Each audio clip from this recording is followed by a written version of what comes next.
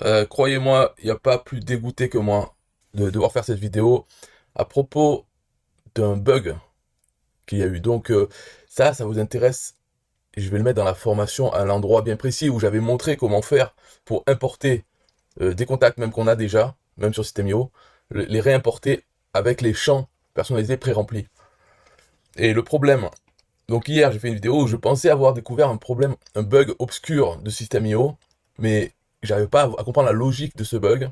Et donc j'hésitais à contacter le support parce que ça allait être prise de tête pour qu'ils prennent conscience du problème, donc je voulais bien le comprendre. Et en fait, au final, c'est pas un problème de System.io, c'est pas un problème de mon script sur la page de capture Go.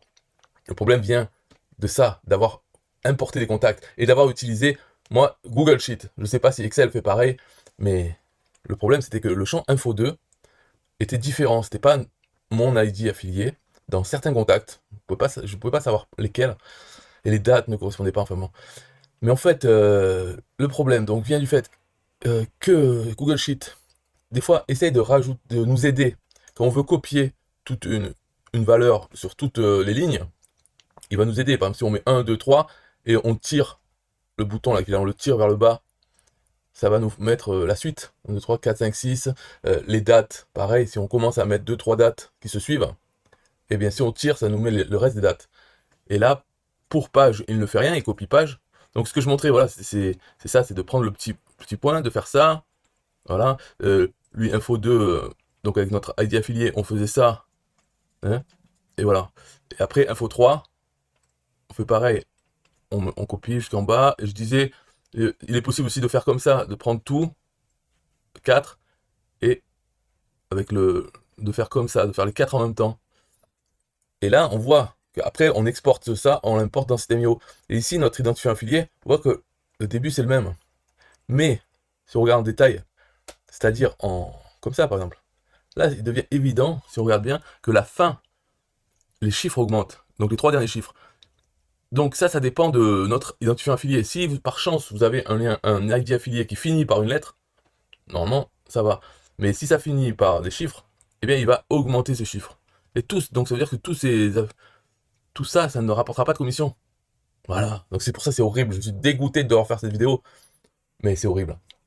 Alors la solution c'est quoi? Je n'ai pas vraiment trouvé dire comment faire pour que quand on descend, il ne fasse pas ça. D'augmenter, j'ai pas trouvé, mais par contre, on peut copier la valeur. Ok, ouais, bon, j'ai trouvé. En fait, il faut faire copier cette valeur et juste sélectionner toutes les lignes. Donc, voilà, sélectionner tout. Et là, faire bouton droit, copier, coller. Voilà, et ça colle et on vérifie que la fin, c'est bien le bon chiffre. Voilà, une fois qu'on a ça, on peut exporter et importer. Voilà l'erreur de fou, hein, de fou. Parce que c'est difficile à voir. Quand c'est comme ça, on peut pas le voir que ça a changé. Après, on l'importe dans notre liste System.io. On ne voit pas non plus la fin de cette longue chaîne.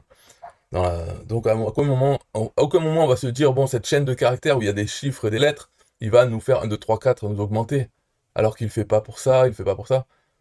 Juste parce qu'à la fin, il y a des chiffres, alors il augmente. C'est un peu bête. Voilà.